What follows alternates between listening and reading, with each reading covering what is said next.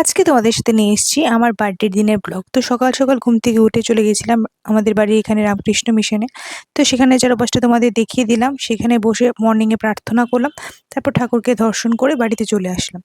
তারপর আমি কিছু জানতাম না আমার বার্থডের ব্যাপারে, কি প্ল্যানিং হচ্ছে। তো একটা সুন্দর একটা কেক আনা হয়েছিল এবং একটা পার্কে চলে গেলাম, সেখানে কিছু সুন্দর ভিডিও অ্যান্ড ফটোস তুললাম। তোলার পর ফাইনালি কেকটা কাটলাম।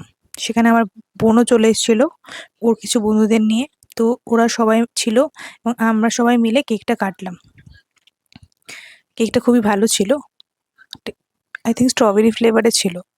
তারপর ওইখান থেকে গিয়ে কিছু স্ন্যাক্স নিয়ে আসলাম বোনদের জন্য।